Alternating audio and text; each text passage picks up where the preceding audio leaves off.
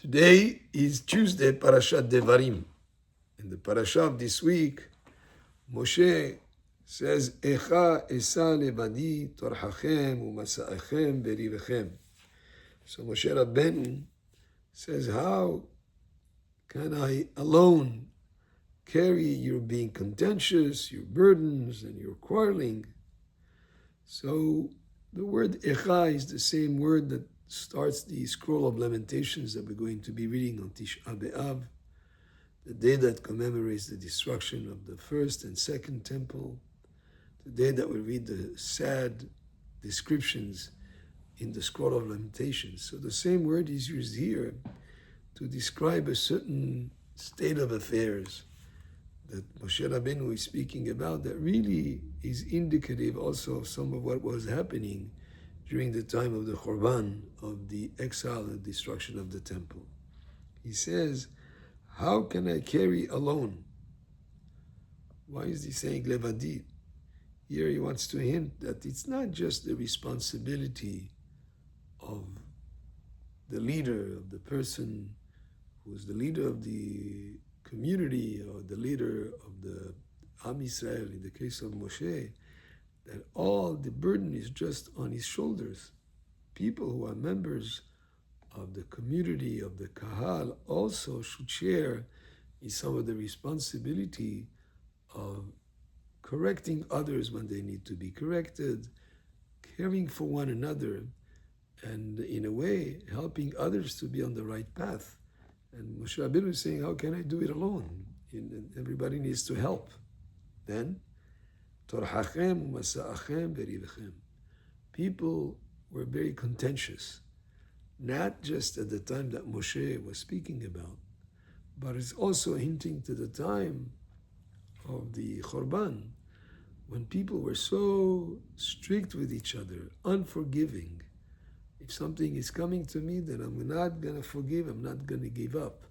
That kind of being contentious and being quarreling is something that Moshe Rabbeinu is talking about, and is also indicative of some of the problems that were at the time of the Churban.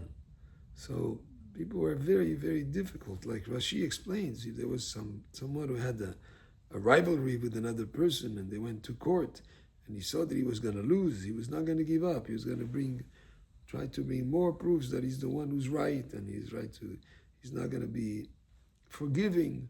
And that's something that we should learn from this pasuk, how important it is. Of course, you deserve what's coming to you, but not to be strict with others, to forgive sometimes, and even to give up and compromise. And also the idea of caring for each other, to correct the other person. And that's a difficult thing to do. It says, "Ochiach tochiach et amitecha ve'lo tisa alav chet." You have an obligation to correct, to rebuke, to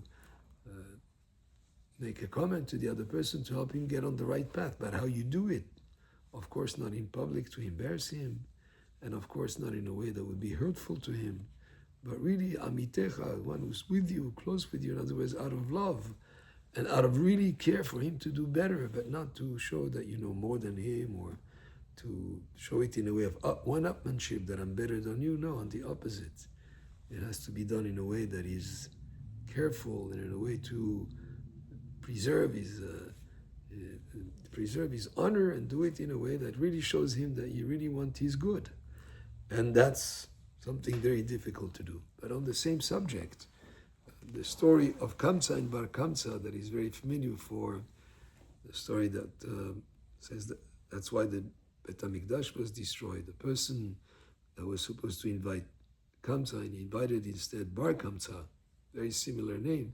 According to Hachamim, Bar Kamsa was the son of Kamsa. And why does the Gemara, by introducing this story, says because of Kamsa and Bar Kamsa that the Bet HaMikdash was destroyed. Bar Kamsa is the one that went and reported to the Romans, tried to instigate the Romans to cause harm to Am Yisrael. That was Bar Kamsa. Why would we mention that Kamsa also was at fault? Because Kamsa was the father of Bar Kamsa. And if he had a child that would do such a wrong thing, he could be held responsible also. So here is the idea that we have responsibility to raise our children in the right way, and if we see something that they should be improved, we must do our best to help them to get on the right path. So, and of course, that's as a parent, but not just as a parent, as a member of a community, as a member of a group of people. Not all of it should be put just on the head of the group, just like it says by Moshe Rabbeinu, how can I carry the burden just by myself? Each of us should put his attention to see how he can help to correct others when they need to be corrected, and most importantly, not to be so contentious, but to forgive and to let go and to compromise, because that's what will bring us the Mashiach b'mera b'yameinu. Amen. Baruch Adonai le'olam. Amen ve'amen.